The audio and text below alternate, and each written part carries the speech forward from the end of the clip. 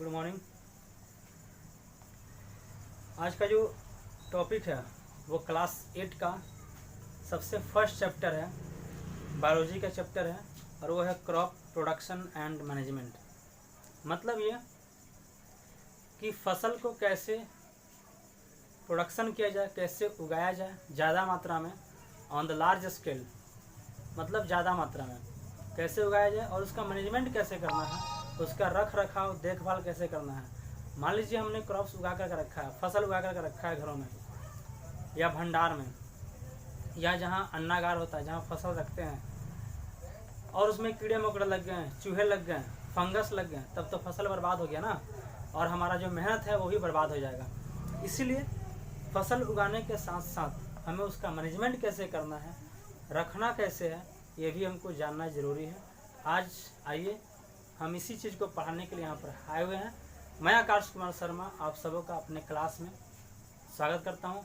You are most welcome in my class. आप लोग copy या किताब लेकर के बैठ जाइए, पेंसिल पेन जो भी हो लेकर के बैठ जाइए, और मैं यहाँ पर कुछ फ्लैश करूँगा स्क्रीन पर, बोर्ड पर, आप उसको ध्यान से देखिएगा। और अगर नोट करना होगा तो नोट कर सकते हैं, या उसको स्क्रीनशॉट लेना होगा तो स्क्रीनशॉट ले सकते हैं। ठीक है, इतना ही बस आपसे मैं कहना चाहूँगा कि बस कोई भी चीज़ हो उसको ध्यान से देखिए, मेरी बातों को ध्यान से सुनिए, और बुक में भी देखिए, आपके बुक में भी बहुत अच्छा चीज़ दिया हुआ है। बुक से मतलब नहीं है कि कौन से बुक से पढ़ाई हो रहा है, साइंस का सारा टॉपिक जो है सारे बुक में सेम होता है। इसीलिए एक बार आप लोग अपना बुक भी को भी पढ़ लीजिएगा ताकि और ज़्यादा टॉपिक जो है क्लियर हो सके। फिर भी मैं जो भी पढ़ाऊँगा वो आपके बुक में सारा टॉपिक पॉइंट वाइज पॉइंट मिलते चला जाएगा। हो सकता है कि हम कुछ एक्स्ट्रा ही पढ़ा दें, आपके बुक में ही कम पड़ जाए। ठीक है, इसलिए आप लोग इसको नोट करते रहिएगा जो भी हम पढ़ाएंगे। तो चलिए क्रॉप प्रोडक्शन एंड मैनेजमेंट का चैप्टर शुरू करते हैं। देखिए, जितने भी लिविंग बींग्स हैं, ठीक ना, सबको जीवित रहने के लिए भोजन की आवश्यकता होती है, फूड की आवश्यकता होती है। ठीक है, ताकि वो जीवित रह सकें, काम धंधा कर सकें, अपने आप को सर्वाइव कर सकें। तो ये जो फूड है हम लोग कैसे प्राप्त करते हैं? खेती करके प्राप्त करते हैं, एग्रीकल्चर से प्राप्त करते हैं, ताकि इससे हमको एनर्जी मिले और अपना काम कर सकें। ठीक ना, तो एग्रीकल्चर जो शब्द आया है उसका मतलब क्या होता है? What is agriculture? ये पहला पॉइंट है आपका, और पहला क्वेश्चन यहाँ पर उठता है कि व्हाट इज एग्रीकल्चर। एग्रीकल्चर क्या होता है? देखिए, the branch of science that deals with the growing plants and raising live stock for human use is called agriculture. Agriculture क्या होता है? साइंस का वैसा शाखा, वैसा ब्रांच जिसके दौरान हम लोग प्लांट को ग्रो कैसे करना है, प्लांट का प्रोडक्शन कैसे करना है, अनाज का प्रोडक्शन कैसे करना है, उसके बारे में सीखते हैं। ठीक ना, और उनको रखना कैसे है, ह्यूमंस के यूज के लिए उसको कैसे रखना है, ताकि आने वाली जो जनसंख्या, आने वाली जो पीढ़ी है वो उसको देख सके, वो उसका उपयोग कर सके, उसको यूज कर सके। इस सारे चीज़ का स्टडी जो है हम जिस साइंस में करते हैं वो साइंस कहलाता है एग्रीकल्चर। ठीक ना, एग्रीकल्चर एक साइंस का ब्रांच है। ठीक ना, अब देखिए मैं यहाँ पर एक फ्लैश करूँगा पेपर को, उस पेपर में जो भी अंडरलाइन किया हुआ रहेगा, ठीक है, उस पेपर में जो कुछ भी अंडरलाइनिंग किया रहेगा आप या तो उसको अच्छा से पढ़िए या फिर उसको नोट कर लीजिए और बढ़िया सा कॉपी बनाइए। ठीक है, चलिए आगे देखते हैं। तो एग्रीकल्चर में दो वर्ड है, एक वर्ड है एगर, AGER, और दूसरा वर्ड है कल्ट्रा, CULTURA, कल्ट्रा। एगर का मतलब होता है फील्ड या फिर लैंड, और कल्ट्रा का मतलब होता है कल्टीवेशन। देखिए, एग्रीकल्चर में दो वर्ड आ गया, पहला हो गया एगर। एगर का मतलब होता है फील्ड या फिर लैंड, जमीन या भूमि, और दूसरा होता है कल्ट्रा। कल्ट्रा का मतलब होता है कल्टीवेशन। ठीक है, ये एग्रीकल्चर जो है 2 वर्ड से मिलकर बना हुआ है, एगर और कल्ट्रा। टाइम लगेगा क्योंकि मैं बहुत ही आराम से, बहुत ही इत्मीनान से पढ़ाऊँगा, लेकिन कोई भी टॉपिक आपका छूटेगा नहीं, अच्छा से समझ में आएगा आपको, ठीक है। ऐसा नहीं कि क्लास में ही बढ़िया समझ में आएगा, ऑनलाइन भी बहुत बढ़िया समझ में आ जाएगा।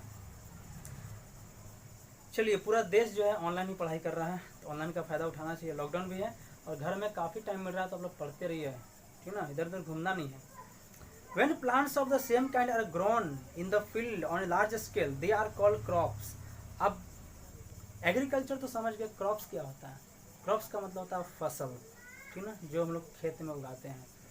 तो जब एक ही प्रकार के प्लांट को, अंडरलाइन किया हुआ है देख लीजिएगा, ठीक ना, जब एक ही प्रकार के प्लांट को, वो धान हो, गेहूं हो, मक्का हो, कोई भी चीज़ हो, कोई भी प्लांट हो, एक ही प्रकार का प्लांट रहना चाहिए। जब ज़्यादा मात्रा में उगाते हैं, एक बड़े से फील्ड में ज़्यादा मात्रा में उगाते हैं, ऑन ए लार्ज स्केल, जब उसका प्रोडक्शन किया जाता है, तब उसको बोलते हैं हम लोग क्रॉप्स, ठीक ना। जैसे राइस क्रॉप्स, ग्राम क्रॉप्स, व्हीट क्रॉप्स, ये सब क्या है, सब क्रॉप्स के एग्जाम्पल हैं। मेज हो, मक्का हो, कुछ भी हो, ये सारे क्रॉप्स के एग्जाम्पल है, क्योंकि ये सब जो है बड़े से ज़मीन पर बहुत ज़्यादा मात्रा में उगाए जाते हैं। एग्रीकल्चर समझ में आ गया और क्रॉप्स समझ में आ गया, आप लोग नोट कर दीजिएगा। अब देखिए, तो उसको क्रॉप बोलते हैं, या फिर हम लोग क्रॉप प्लांट भी बोल सकते हैं। क्रॉप बोलिए या फिर क्रॉप प्लांट बोलिए, दोनों एक ही बात होता है। क्रॉप बोलिए या फिर क्रॉप प्लांट बोलिए, एक ही बात हुआ। चलिए आगे बोलते हैं। तो क्रॉप प्लांट का एग्जाम्पल क्या होगा? एग्जाम्पल के लिए क्रॉप्स ऑफ राइस, राइस का क्रॉप्स, ठीक है, व्हीट का क्रॉप्स, पल्सेज, सोयाबीन, मेज, ईटीसी, बहुत सारे हैं, बहुत सारा नाम है, आप लोग देख लीजिएगा, आप लोग के बुक में भी बहुत सारा दिया होगा। उसके बाद है कल्टीवेटेड प्लांट किसे कहते हैं? कल्टीवेशन का मतलब होता है खेती करना, जमीन को खेती करना, ठीक ना। Cultivated plant grows by the farmers in the field are called cultivated plant. तो फार्मर के द्वारा जो प्लांट ग्रो किए जाते हैं, जो प्लांट लगाए जाते हैं, उगाए जाते हैं, ठीक ना, जिस प्लांट का प्रोडक्शन किया जाता है, उसको हम लोग बोलते हैं कल्टीवेटेड प्लांट, और उस जमीन को बोलते हैं कल्टीवेटेड लैंड, ठीक ना, या कल्टीवेटेड फील्ड। तो अब चूंकि उसी दूसरी तरफ, अब जो ये कल्टीवेटेड प्लांट किसके लिए है? ह्यूमंस के लिए, मनुष्य तो खाएगा, और जो कुछ उसके घास वगैरह बच जाते हैं, अवशेष बच जाते हैं, उसके जो पैडी बच जाते हैं, उसको एनिमल्स खाते हैं।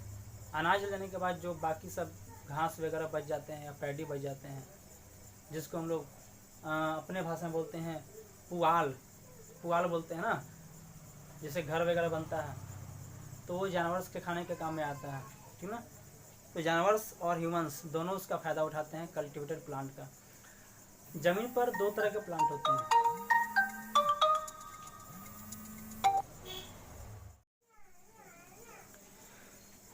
जमीन पर दो तरह के प्लांट उगाए जाते हैं। पहला है कल्टीवेटेड प्लांट और दूसरा है वाइल्ड प्लांट।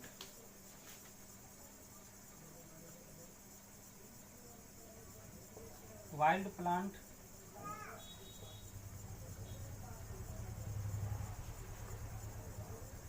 कल्टीवेटेड प्लांट, दो तरह का प्लांट जमीन पर उगाते हैं। तो जो कल्टीवेटेड प्लांट है वो हम लोग किसान लोग उगाते हैं, हम लोगों के लिए, एनिमल्स के लिए।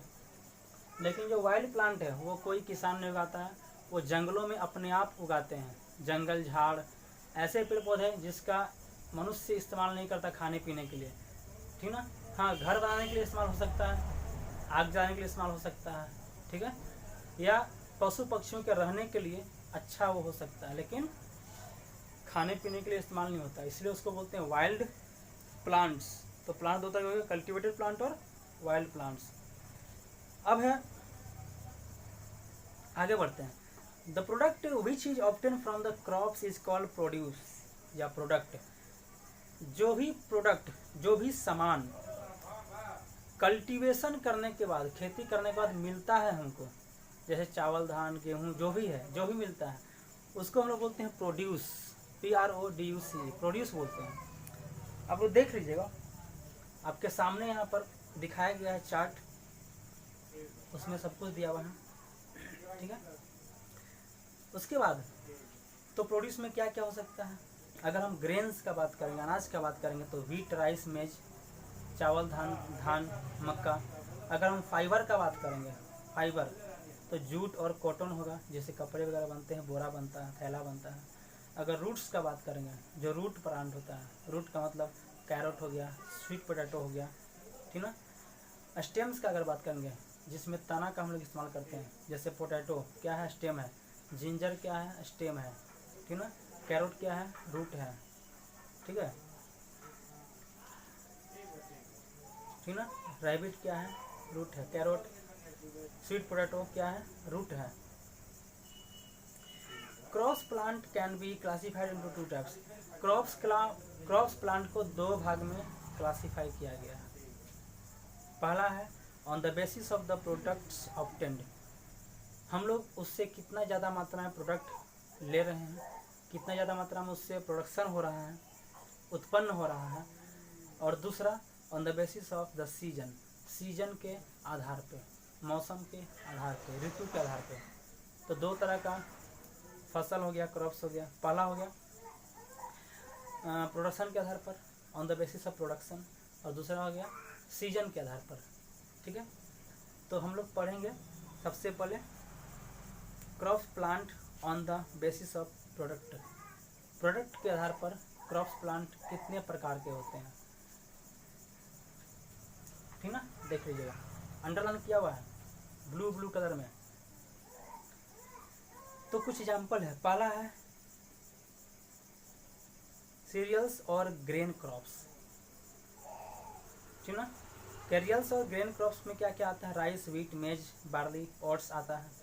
पल्सेज में क्या क्या आता है, दाल में, या उसको लेग्यूम क्रॉप्स भी बोलते हैं। लेग्यूम क्रॉप्स का मतलब होता है पल्स वाला अनाज, पल्स वाला क्रॉप्स। पल्स में क्या क्या, दाल में क्या क्या आता है, पी, बीन्स, ग्राम, ठीक ना। उसके बाद oil seed crops, oil seed जिससे तेल बनता है। तो तेल कौन कौन से प्लांट से बनते हैं आपको पता है, मस्टर्ड, ग्राउंड नट्स, सोयाबीन।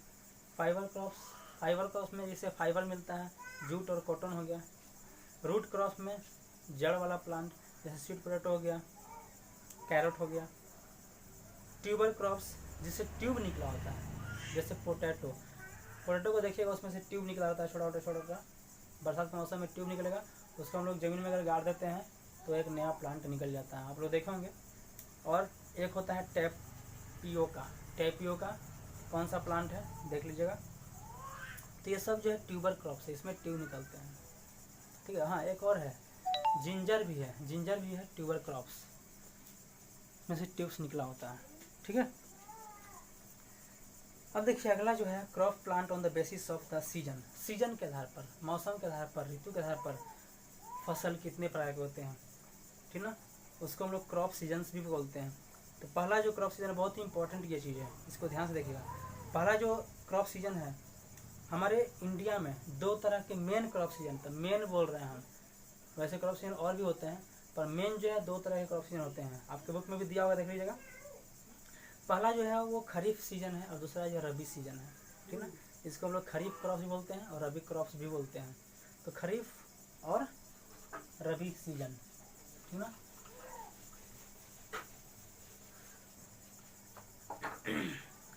तो खरीफ का मतलब होता है these crops are grown in rainy season. Kharif season जो फसल होता है वो बरसात के मौसम में उगाया जाता है, रेनी सीजन में। अब बरसात का मौसम कब आता है, जून से अक्टूबर तक रहता है, ठीक ना, जून से अक्टूबर तक रहता है। तो ये जो खरीफ सीजन है वो जून से अक्टूबर तक, यानी कि जून में हम लोग उसको बोते हैं अनाज को और अक्टूबर में काट देते हैं, ठीक है। The kharif crops are dependent, kharif crops किस चीज़ पर डिपेंड रहता है, साउथ वेस्टर्न मानसून पर। जो दक्षिण पश्चिम से जो हवा आती है, बरसात आती है, दक्षिण पश्चिम का मतलब होता है केरल की तरफ से, केरल की तरफ से मानसून चलता है और जून में बारिश होती है, ठीक है। तो बारिश जो है जून के फर्स्ट वीक तक बारिश जो है, मानसून सीजन जो है केरल की तरफ से आता है, उसको बोलते हैं हम लोग, वो डायरेक्शन हो गया साउथ वेस्ट, उधर से आता है और बारिश जो है इंडिया में आता है और उस बारिश से जो है फसल जो है अच्छा से उगता है। और अक्टूबर में क्या होता है, धीरे धीरे बारिश कम हो जाती है और फसल को काट दिया जाता है। ठीक है, तो खरीफ क्रॉप में कौन कौन से फसल आते हैं? पैडी आते हैं, पैडी बोलते हैं धान को, ठीक है। कॉटन आता है, रुई, सोयाबीन आता है, ग्राउंड नट आता है और मकई आता है, मेज। देखिएगा अभी जून का मौसम आएगा, आप लोग अपने आंखों से देखेंगे मार्केट में सबसे ज़्यादा क्या बिक रहा है। चावल बिकेगा, कॉटन रुई बिकेगा, सोयाबीन बिकेगा और ग्राउंड नट बिकेगा, ठीक ना। और मैच मकई बिकेगा। देखिएगा मकई का मौसम आ रहा है, ठीक ना। उसके बाद है दूसरा है रब्बी सीजन। दोनों में डिफरेंस भी एग्जाम में आता है। तो रब्बी सीजन क्या है? These crops are grown in the winter season. Kharif तो बरसात के मौसम में हो गया जून से अक्टूबर। रबी क्रॉप जो है जाड़े के मौसम में होता है और जाड़ा का मौसम अक्टूबर से मार्च तक। अक्टूबर में खरीफ क्रॉप्स को काट दिया जाता है, फसल काट दिया जाता है और अक्टूबर से मार्च तक इसका सीजन चलता है, रबी क्रॉप्स का सीजन चलता है। ठीक है, और ये मानसून पर डिपेंड नहीं करता, इसमें बारिश का जरूरत नहीं है। मानसून मतलब क्या? बारिश का मौसम। इसमें बारिश का मौसम का जरूरत नहीं पड़ता है इसको कम पानी चाहिए क्योंकि जाड़ा में बारिश होता भी नहीं है। तो कौन कौन से ऐसे प्लांट आएंगे? गेहूँ, ठीक ना, दाल के जितने भी प्लांट है वो सब इसमें आएंगे। उसके बाद एक क्लोवर हो गया, पी हो गया, मटर, चना हो गया, सरसों हो गया, ठीक ना, और मसूर हो गया। ठीक है, ये सारे जो प्लांट का नाम लिए अभी हम, क्लोव, लेग्यूमेंस यानी कि इसको बोलते हैं दाल। लेग्यूम्स का मतलब दाल होता है, LEGUMES, लेग्यूम्स का मतलब था दलहन पौधा, दाल वाला पौधा।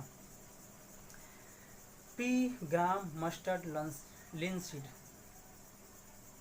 मसूर, ठीक ना। Crops are grown in soil in winter in water. ठीक है, अब देखिए वाटर, तो फसल को तो हम लोग पानी में ही उगाते हैं, मिट्टी में पानी जमा रहता है उसमें हम लोग उगाते हैं, ठीक ना। तो what we obtain from the crops is called produce. और फसल से जो कुछ मिलता है फसल से उसको हम लोग बोलते हैं प्रोड्यूस। ये प्रोड्यूस हुआ, ये उत्पन्न हुआ, ये निकला उससे, ठीक है ना। अब देखते जाइएगा एक और यहाँ पर आपको एक चार्ट दिखाया जा रहा है। उस चार्ट में यह दिखाया गया है कि इंडिया में कौन कौन से फूड आइटम्स लगाए जाते हैं हर साल। यहाँ पर कैटेगरी दिया हुआ है, कैटेगरी, और दूसरे में एग्जाम्पल दिया हुआ है कि कौन से कैटेगरी में कौन सा एग्जाम्पल आ रहा है। जैसे मिलेट्स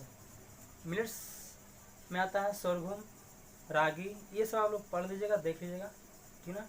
प्रॉब्लम होगा आप लोग मैसेज कीजिएगा व्हाट्सएप के थ्रू या किसी के भी थ्रू, ठीक ना, देख लीजिए। वैसे भी अभी हम बता दिए रूट प्लांट वगैरह क्या क्या आता है, ट्यूबर क्रॉप्स में कौन कौन सा था, फाइबर क्रॉप्स में क्या क्या था, सब वही टेबल दिया हुआ है।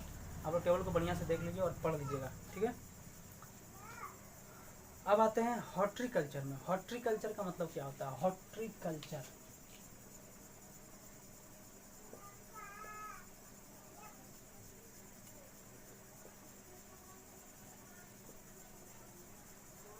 यहाँ पर CUL है। हॉर्टिकल्चर क्या होता है? तो देखिए हॉर्टिकल्चर क्या होता है।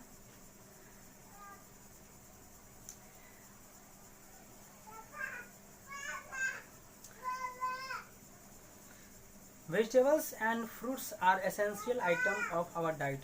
हमारे भोजन में मेन क्या है? वेजिटेबल्स है और फ्रूट्स है, और अनाज वगैरह तो है ही। तो अनाज के बारे में तो हमने पढ़ लिया, ठीक ना, कितने प्रकार के होते हैं, कौन कौन से होते हैं, सब हम लोग पढ़ लिया, टेबल देख लिया। तो उसके अलावा वेजिटेबल्स और फ्रूट्स होते हैं जिसके बारे में हम लोग को नॉलेज होता है, हम लोग मार्केट में देखते हैं, हमारा डाइट का वो हिस्सा है, खाने में हम लोग उसको लेते हैं, ठीक ना। And their growth and productions are studied under a branch of agriculture that is called horticulture. Horticulture भी एग्रीकल्चर का ही एक हिस्सा है, एक ब्रांच है, ठीक ना। एग्रीकल्चर का एक ब्रांच है हॉर्टिकल्चर, जिसके अंदर में हम लोग वेजिटेबल्स और फ्रूट्स के बारे में पढ़ते हैं। तो हॉर्टिकल्चर का मतलब क्या हो गया? Study of vegetables and fruits, okay. Horticulture is derived from the two Latin words hortus and cholera, horticulture भी दो वर्ड से बना हुआ है, एक होता है होल्टस, एक ये हो गया, और एक होता है कोलेरा। कोलेरा हॉर्टिकल्चर, देखिए कल्चर कोलेरा, हॉर्ट्री हॉर्टस, ये दो वर्ड से हॉर्टिकल्चर बना हुआ है। और हॉर्टस का मतलब लिख लीजिए आप लोग, हॉर्टस का मतलब होता है गार्डन, गार्डन पता है ना, हॉर्टस का मतलब होता है गार्डन, बगीचा, जिसमें लोग बहुत सारा चीज़ लगाते हैं। और कोलेरा का मतलब होता है कल्टीवेट, मतलब खेती करना या कोई भी चीज़ लगाना या उगाना, ठीक ना। तो हॉर्टस गार्डन कल्टीवेट मतलब फल साग सब्जी, बागान में हम लोग क्या लगाते हैं, फल साग सब्जी यही सब लगाते हैं, छोटा मोटा चीज़। और जब कृषि करते तो बहुत ज़्यादा मात्रा में कृषि करते, वो एग्रीकल्चर हो गया, एग्रीकल्चर हम नहीं कर सकते, बागान में छोटा मोटा चीज़ लगाते हैं। तो साग फल सब्जी फ्रूट्स ये सब हॉर्टिकल्चर में आते हैं, ठीक ना। ठीक है, आगे बढ़ते हैं, तो इसको देख लीजिएगा। उसके बाद यहाँ पर भी एक आपको दिखाया गया, ग्रीन टेबल में आपको दिख रहा होगा, टेबल 1.2 में हॉर्टिकल्चर का क्रॉप्स का दिया हुआ है, हॉर्टिकल्चर में कौन कौन सा फसल आता है। तो पहला है वेजिटेबल्स, वेजिटेबल्स में क्या क्या आता है, टोमेटो कैबेज और स्पाइनेच। फ्रूट्स में क्या क्या आता है, banana grapes Apple mangoes. Ornamental plants में, ऑर्नामेंटल प्लांट बोलते हैं जो देखने में खूबसूरत लगता है, जो देखने में खूबसूरत लगता है, उसका यूज कुछ नहीं है, सिर्फ सजाने काम में आता है। ऑर्नामेंट मतलब क्या होता है, गहना, ऑर्नामेंट्स गहना होता है, तो ये सब सजाने काम में आता है, दरवाजे पर रख दिया, छत पर रख दिया, फूल टाइप का होता है। तो ऑर्नामेंटल प्लांट में क्या क्या होता है, क्रोटोन होता है, कलर कलर पत्ता होता है, देखेंगे आप लोग। कैक्टस भी सजाने काम में आता है, दरवाजे पर रखता है बहुत कोई। और बोगनविलिया, बोगनविलिया ये भी सजाने के काम में आता है। फ्लावर्स आप लोग नेट में टाइप कीजिएगा बोगनविलिया का प्लांट कैसा होता है, वो दिखाई दे देगा। फ्लावर्स में बहुत सारा फ्लावर्स है, देख जानते होंगे, रोज जैस्मिन सनफ्लावर्स, बहुत सारा फ्लावर्स है, ठीक ना।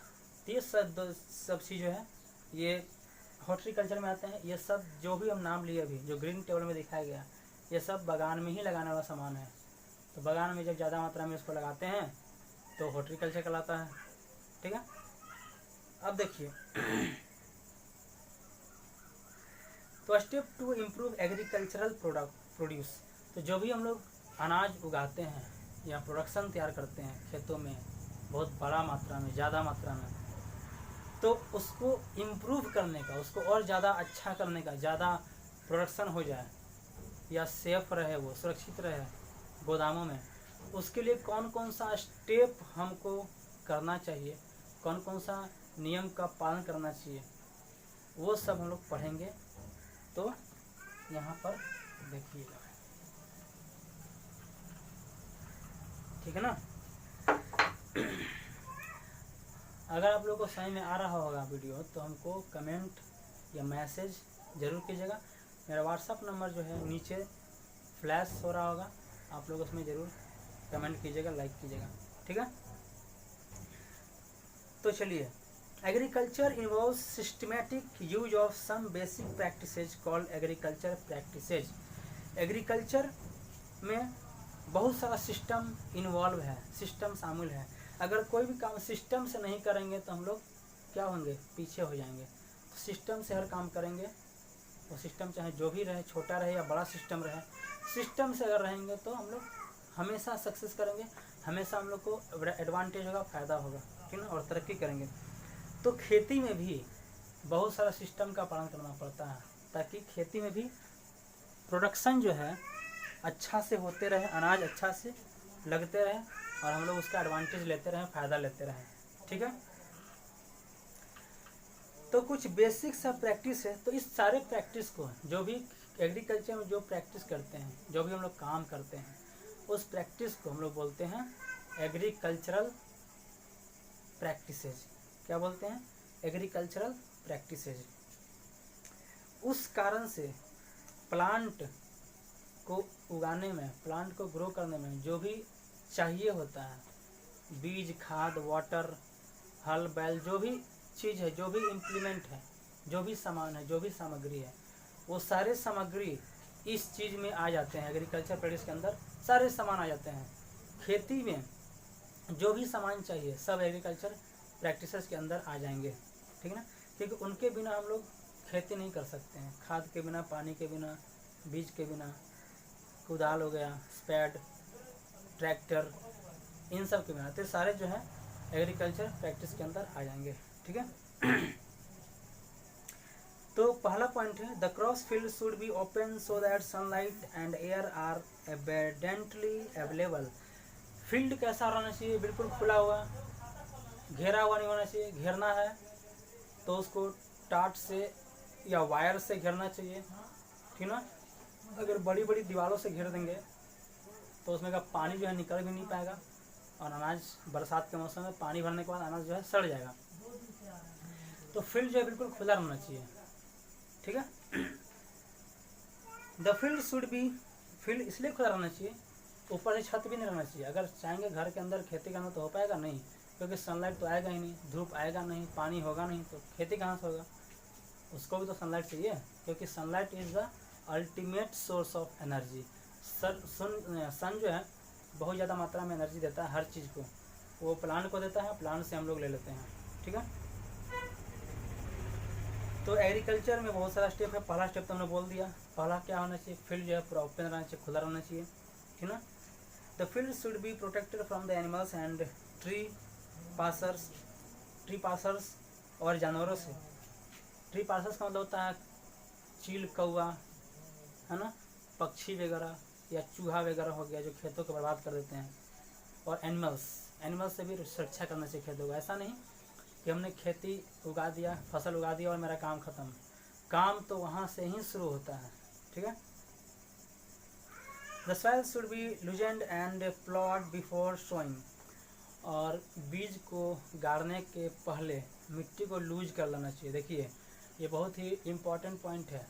बीज को गाड़ने के पहले मिट्टी को लूज करना चाहिए, ठीक ना। ये क्वेश्चन भी आता है, why soil is loosened before sowing the seeds. बीज बोने के पहले मिट्टी को लूज क्यों करते हैं, ठीक ना। आपके देखिए बुक में दिया होगा, नहीं दिया होगा तो इंटरनल अगर क्वेश्चन अराइज होगा तो ये क्वेश्चन आ सकता है, ठीक है। तो क्यों करते हैं? This allow easy penetration of the roots to hold the plants firmly. इससे क्या होता है कि जड़ जो है, अगर मिट्टी लूज रहेगा तो जड़ जो है पूरे मिट्टी के अंदर तक जाएगा और ज़मीन को पकड़ कर रखेगा और प्लांट सीधा खड़ा रहेगा, ठीक ना, मजबूती से, ठीक है। और अगर मान लीजिए मिट्टी पूरा सख्त है, हार्ड है, तो उसमें बीज अंदर तक जाएगा नहीं, जड़ अंदर तक जाएगा नहीं, पेड़ जो है आंधी तूफान में हिलते रहेगा और गिर भी जाएगा, ठीक ना। इसीलिए मिट्टी को लूज करना। और मिट्टी लूज करने का और भी फ़ायदा है, अगर हम लोग उसको वाटरिंग करते हैं, इरिगेशन करते हैं, तो पानी भी नीचे तक जाएगा। हार्ड रहेगा तो पानी ऊपर ऊपर ही बह जाएगा। तो इसका बहुत सारा फ़ायदा है। पहला फ़ायदा तो एयर अच्छा से जाएगा जड़ तक। दूसरा फ़ायदा रूट पूरे अंदर तक जाएगा, मजबूती से ज़मीन को पकड़ेगा। तीसरा फ़ायदा पानी जो है पूरी जड़ तक आराम से जा सकता है, ठीक है। अगर कोई व्यक्ति आपके गर्दन को पूरे जोर से दबा कर रहेगा तो क्या आप सांस ले पाएंगे? वैसे ही पेड़ को भी सांस चाहिए, रूट भी तो सांस लेता है ना। जब तक ढीला नहीं रहेगा मिट्टी तब तो सांस कैसे लेगा वो, ठीक है। जब रूट उसका बढ़ जाएगा तो खुद पे खुद वो मिट्टी को पकड़ लेगा, तो पेड़ जो है टाइट खड़ा रहेगा, गिरेगा नहीं पेड़ आंधी तूफान में, सीधा रहेगा बिल्कुल मजबूती से, ठीक ना। इसीलिए किसान जो है खेती करने के पहले ट्रैक्टर से खेतों को पूरा अच्छा से मिट्टी को लूज कर देता है। उसमें से बड़े बड़े जो है मिट्टी के पत्थर निकलते हैं, उसको भी उसको फोड़ करके टुकड़ा करके लेवल करता है मिट्टी को। अब मिट्टी को लेवल क्यों करता है? ताकि पानी अगर हम लोग उसमें देते हैं तो पानी जो है आराम से सब जगह पर जा सके इक्वली।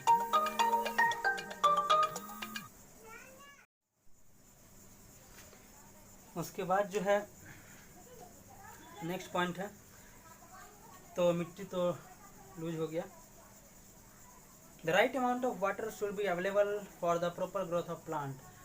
पानी का मात्रा बिल्कुल राइट अमाउंट में अवेलेबल होना चाहिए, सही अनुपात में पानी उसको देना चाहिए। ऐसा नहीं कि प्लांट लगाए हैं उसको बहुत ज़्यादा मात्रा में पानी दे दिए तो वो सड़ जाएगा।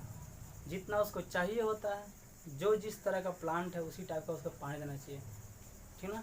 रबी क्रॉप्स का जो प्लांट है उसको कम पानी चाहिए, ठीक ना। अभी तो बताएं खरीफ क्रॉप्स वालों को पानी ज़्यादा चाहिए क्योंकि मानसून वाले सीजन में होता है, तो उस टाइप का हमको ध्यान देना है, किसको पानी कम है जाना है, किसको ज़्यादा पानी देना है, ठीक ना। नहीं तो प्लांट जो है ख़राब हो सकता है। The soil should contain sufficient nutrients for the healthy growth of plants. Plant अच्छा से ग्रोथ करे, अच्छा से बड़ा हो, ठीक ना, और ज़्यादा मात्रा में प्रोडक्शन दे, हमको अनाज दे, फसल दे, उसके लिए सफिशिएंट न्यूट्रिएंट्स देना होता है। जैसे हम लोग न्यूट्रिएंट्स लेते हैं बॉडी को फिट रखने के लिए, हेल्दी रखने के लिए, वैसे प्लांट को भी ग्रोथ करने के लिए, हेल्दी रहने के लिए न्यूट्रिएंट्स देना होता है उनको, ठीक ना। तो उनको जो फार्मर देते हैं उसका नाम है NPK। N से होता है नाइट्रोजन, लिख लीजिएगा, P से होता है फास्फोरस और K से होता है पोटेशियम। ये सिंबल है, N से नाइट्रोजन, P से फास्फोरस, K से पोटेशियम, ठीक है ना।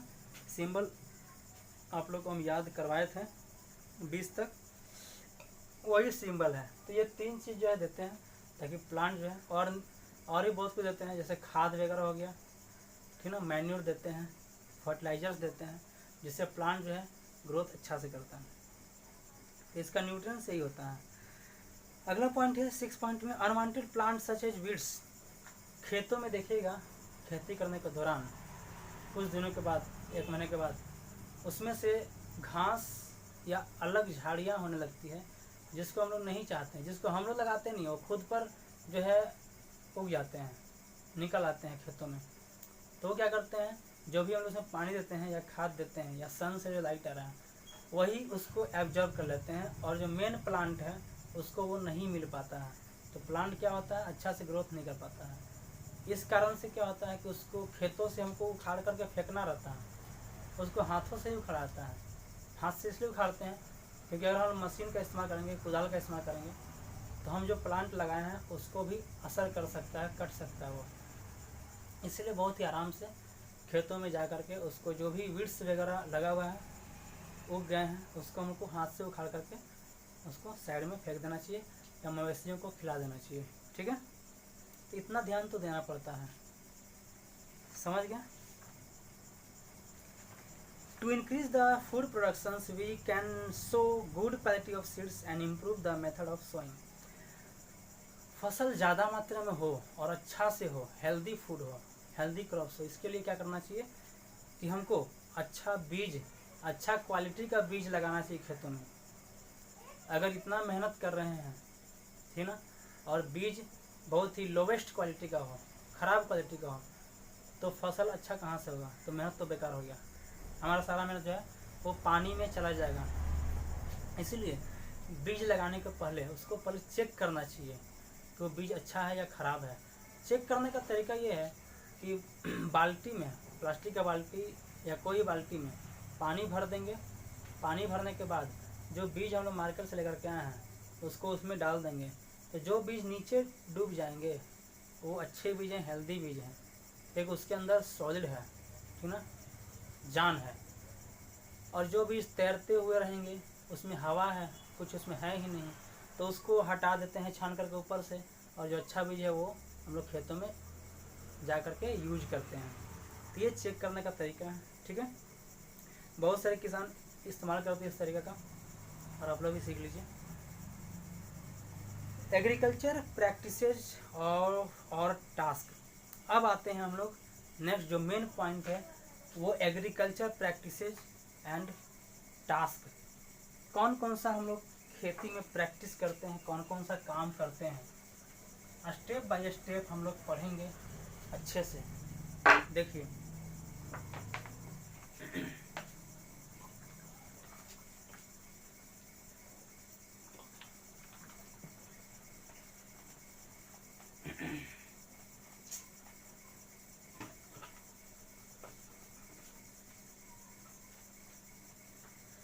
तो various agricultural task a farmer performs to cultivate crops are the following.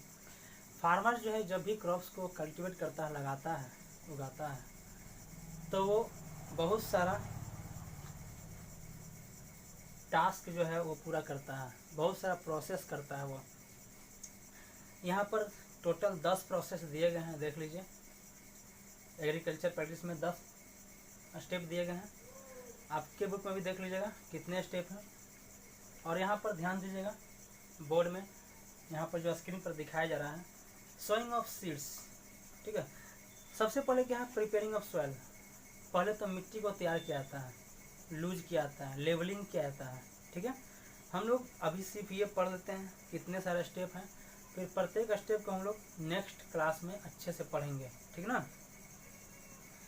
तो प्रिपेयरिंग ऑफ सॉइल, सॉइल को तैयार करना। सॉइल को तैयार में 2 तरीका है। पहला है प्लोइंग। प्लोइंग का मतलब होता है हल या ट्रैक्टर से उसको मिट्टी को कोड़ना, ठीक ना, लूज करना, अंदर से मिट्टी को निकालना। और दूसरा है लेवलिंग करना, जो भी पत्थर वगैरह निकल जाते हैं या बड़े बड़े मिट्टी के ढेले होते हैं उसको लेवल में कर देना, बराबर कर देना पीट करके। तो ये हाथ से हो जाता है या फिर ट्रैक्टर से भी होता है। एक बड़े से लकड़ी पर बच्चे बैठ जाते हैं या लोड रहता है और ट्रैक्टर जाता है तो मिट्टी जो है लेवल होते चला जाता है। लेवल करने का फ़ायदा ये है कि पानी जो है सब तरफ बराबर जो है डिस्ट्रीब्यूट होता है सिंचाई करने में। दूसरा पॉइंट है सोइंग ऑफ सीड्स। मिट्टी लेवल करने के बाद बीज डालते हैं खेतों में। बीज डालने का भी तरीका है कि उसका डिस्टेंस, प्रॉपर डिस्टेंस रहना चाहिए, वो मैं नेक्स्ट वीडियो में बताऊंगा अच्छे से। अभी सिर्फ नाम बता देते हैं। उसके बाद है मैन्यूरिंग, खाद डालना, खाद के बारे में बताया अभी हम। उसके बाद है इरिगेशन, 4th पॉइंट इरिगेशन, सिंचाई करना, वाटरिंग करना। 5वां है वीडिंग, जो भी खरपतवार हैं खेतों में, घास फूस जो भी उगा है एक्स्ट्रा, उसको हम लोग वीडिंग कहते हैं, उसको हटाने का प्रोसेस को वीडिंग कहते हैं। और जो घास पात है उसको वीड्स बोलते हैं। क्रॉप प्रोडक्शन, फिर उस प्रोटेक्शन, फिर फसल को हम लोग बचाने का कोशिश करते हैं।